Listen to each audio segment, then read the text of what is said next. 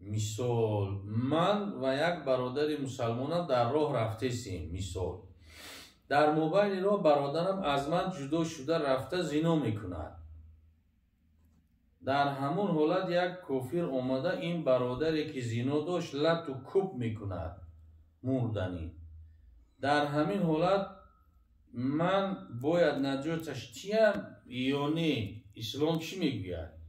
اسلام چی میگوید؟ اسلام اسلام مانمو اگر همه حالت بیا من کافر به عقل بده او را مردنی لط کوب کرد باید ختم لط کوب میکرد قطعا معرضتونه. برای که تو نفر قطعی آشناگی و برادری داری که زیناکار ایو نخواد تو با یک زیناکار رفیقی و دوستی کنی. وقتی که عادتی و زینا کردن باشه زیناکار باشه چشمی و علکه بد است. چطور او را با برادر میگویی؟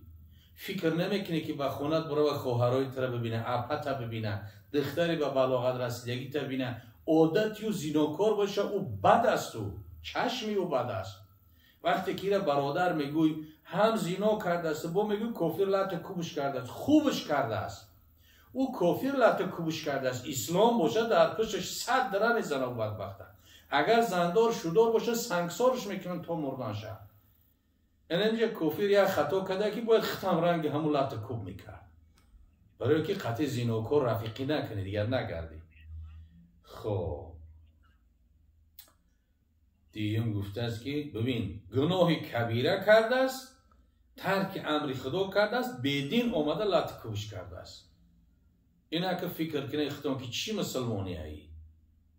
من 20 ساله هستم و مرا یک دختر درس قرآن میدهد از قرآن با اینستاگرام و این دختر 18 سال دارد. آیا این کار ما درست است یا نه؟ این کار شما درست نیست.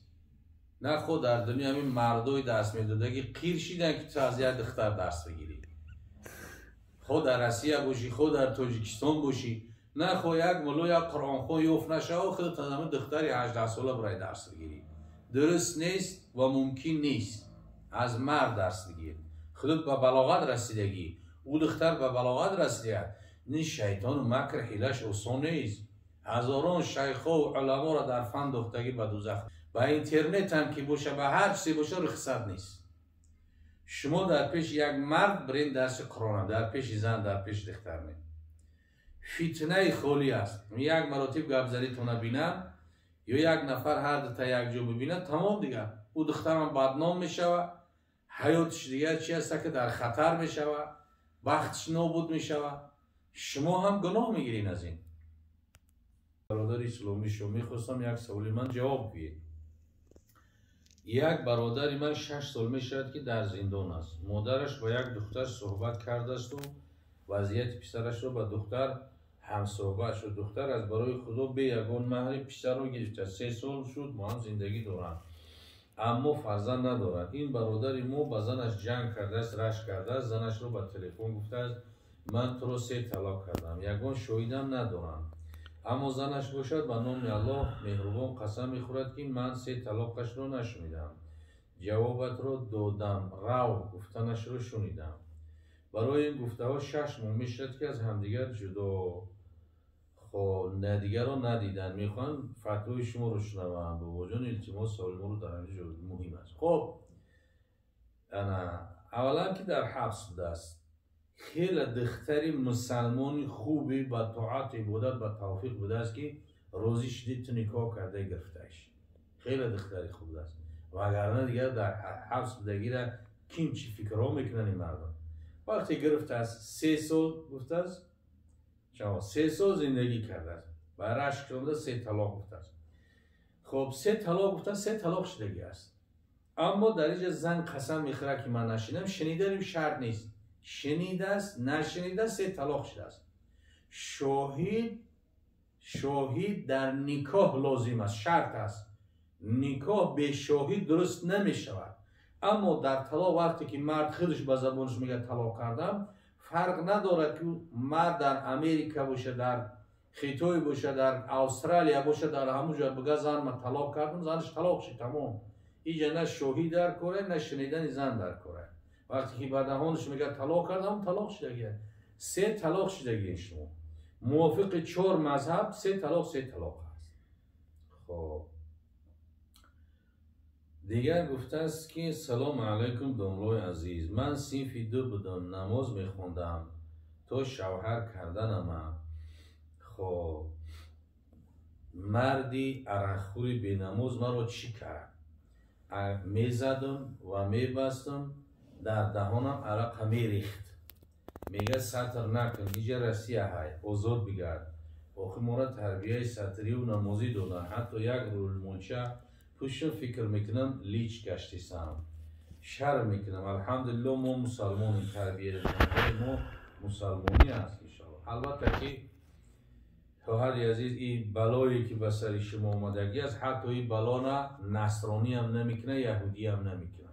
یگان شما نشنید که یگان نصرانی زنشه ببنده و عرق در دهنش بریزه، یا یگان یهودی را. حتی همه آدمایی که بدراه هستند این کار نمیکنن. این شوهر شما وقتی که شما را بسته و عرق در دهنتون بریزه، وقتی که البته که شما را میخواه که بی حیا باشین، به این خیل شوهر زندگی کردن اگه خودتون فکر کنید. وقتی که این کارا را بکنه، عرق ببنده دست پوتا در دهنت بریزه، بی شرم و بی حیا و مثلا برهنه گشتن روزی باشه، این کجا مسلمان است؟ شما خودتون اندیشه کنین و خودتون خلاصتون برارین. ممکن که عمر شما را خدا دراز کرده باشه، ممکن که 80-100 سال عمر بینین. با این خیل شوهر چه خیل زندگی میکنید؟ وقتی که خط این خیل میکنه، فرزندات چه خیل میکرده باشه؟ اگر اصلاح شود دعا کنید خدا اصلاحش کنه، توفیقش بده، بسیار خوب. لیکن اصلاح نمیشیدنی باشه، شما باید که السلام علیکم داملوی شیرین سخن. یعنی که در حیض بوده مرد میتواند با همین زن خب دیگر چیزا گفته، مقصد که حالت خودش پس کنم شهوتش. خب در حالت حیض، در حالت نفوس، البته که نزدیک کردن منع است. آیت قرآن منع است. خداوند میگه ولا تقربوهن حتی یطهرن.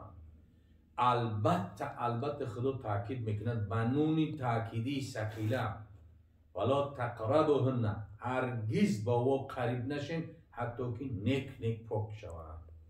در این حالت ها بعضی مسائل فقهی هسته. البته اینا از یگان ملوی که در همون گرد اطرافتون باشه مسائل فقهی هست، همون را بپرسین، همین مسئله را خوب میفهمونتون. الحال در این نوار یعنی گفتن ما کم ترک در اینجا وزمین میشود برای ما جوابین. دیگر گفته السلام علیکم داملوی شیرین سخن، وقتی که نماز خوندن بر زبان سوره ها رو خونده ایستاده، اما در دلت گپ های کفر میگذرد، همین قدر کوشش میکنی سوره ها رو بلند میخونی، لیکن با تگ دلت گپ ها حتی میگذرد که آدم به زبان گفتنش کافر میشود. التماس جوابش رو نه، چی قدر ترس و هراس دارم. اینا وسواس میگن برادری عزیز، شما باید نترسید. اینا شیطان البته که از جنیات است، وسوسه در قلب شما پیدا میکنه و مثلا نعوذ بالله همی گفتگی که گپوی کافر میشه، خدا را و پیامبر و نماز و قرآن و شک شبه میارد. در همین حالات ها این کسلی وسواس است. شما انشاءالله که اهمیت نتین به این، نترسید، پروا هم نکنید. هر چقدر ترسیدی عصب شما خراب شدن میگیره. یک بار شیطان و جن قوی میشود. ذکر زیاد کنین، لا حول ولا قوت الا بالله زیاد بگین، صلوات بر پیغمبر زیاد بگین، استغفرالله را زیاد بگین، تلاوت قرآن داشته باشین، حرکت کنین که لقمتون از حلال باشه، حرام نخورین، انشاءالله وسواس نیست میشود. دیگر گفته السلام علیکم استاد عزیز، اگر مرد و زن داشته باشد نام طلاق را نگیرد و برای معامله ناخوب کردنش زن دویم که در خانه مادرش بود برآمده به خانه مادرش رود. یعنی بعضی سوالا رو نمیفهمیم، کم ترک همون نویسوندن در با سوادانه بنویسیم. این گفته است که در خانه مادرش بود برآمده به خانه مادرش رود. این چخیلی گپی، در خانه مادرش بود برآمده خانه مادرش رود. خب بعد چندی به یکدیگر خوب شوند به خاطر فرزندان نشون زندگی کنند. چه حکم دارد میفهمونید؟ این در اول گفته است که نام طلاق رو نگیرد. نام طلاق رو نگیرد هیچی نمیشود. کنایه طلاق نگفته باشه، نام طلاق نگفته هیچی واقع نمیشه. اما این سوال خودش نافهمو است، مقصدش نفهمیدیم.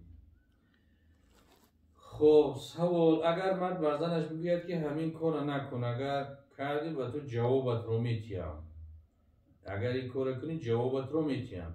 این زن در سر قهرش همین کار رو کرد، لیکن در خیلی نگذشته باز پشیمان شد، بخشش پرسید از همسرش. این چی روایت دارد؟ اونو میتونه باز زندگیش رو با پیش برد مثل پیشتره، ولی یا زندگیشون رو با مثل پیشتره بردن میگیرن. در اینجا یگان طلاق واقع نمیشد، برای که این مرد به زمان آینده نسبت داده است. گفته است که خب این کارو نکن، اگر کردی جوابت رو میتیم. اگر میگفت که همین کار کنی تو طلاق یا جواب داده که جوش طلاق میشی، دیگر برادر از گپ گشته نمیشود. این گفته است با پشیمون چیز است، گفته است که میبخشی. نه، میبخشی نداره، پشیمونی نداره. وقتی که شرط تمام طلاق میشه دیگر راه نداره. برای دهانتون ره بگیرید، زبان در تحت کنترل بگیرید، هر چی اومد گفتن نگیرید. این نه پشیمونی داره، نه گشتن داره، نه بخشش داره. شرط تمام طلاق میشه. اما این صورتی که گفته طلاق میتیم، طلاق میدیم به زمان آینده، اینجا طلاق نمیشه، زمان آینده قطعه میتونن زندگیشون دوام. السلام علیکم داملای محترم. آدمی تنها گذار میتونه به از آن نماز بخونه؟ همین شب روزی که ما هستیم مسجد و بسته هستن نمیتونه. در حالتی که مسجد و جماعت ندارن، همه نمازخانه در خانه هاشون از آن قامت بگویند، سنت است. اما در حالتی که مثلا نه در ملک ما انشاءالله که می شود امید داریم مسجد ها دراشون کشوده شود، از آن قامت بلندی مسجد باشه، مردم شهر میتونه که به از آن نمازش خونده بگیره. حضرت عبدالله بن مسعود بیان میکند که اذان الحی یکفینو، از آن محله برای ما کفایه میکند. همون محله در که 5 وقت نماز با جماعت باشه، یکی دیرمانی و کسل یکون حالت اگر از آن نگه نمازش درست میشه. لیکن از آن نبوده با ثوابش زیادتر بو بهتر. السلام علیکم داملای شیرین سخن. سوال دارم. ما با یک جا مهمون دعوت کردن، ما رفتیم در آنجا یک حضرت گفتنی آدم بوده است، درسی پیر میدوده از حلقه گفتنی گذران شاگردانش پریده دود میزدن بابای اوجین درس پیر دست بیایی که حلقه در اسلام وجود دارد یا نه؟ این شلو یک موضوع علاهیده است در باب تصوف. تصوف حق است، تصوف درست است. همه بزرگای پیشتر و خودشون چی است یک تعلیماتی داشتن. تصوف چی میگه؟ دروغ نگو، دزدی نکو، کاری مکروه را حتی به جا نیار. البته تصوف بعد در این زمانه بعد چی است؟ بعضی جاهایی بود که خرافات کش کردن، بعضی مملکت‌هایی بود که خرافات و چیزهایی که در قرآن حدیث نبود آوردن در رو داخل کردن، خرافات کردن، آب روی تصوف ریزاندن، بسیار کارهای دیگر کردن. انشالله در باب این تصوف یگان موضوع علاهیده سخن میکنیم، موضوع کلام است.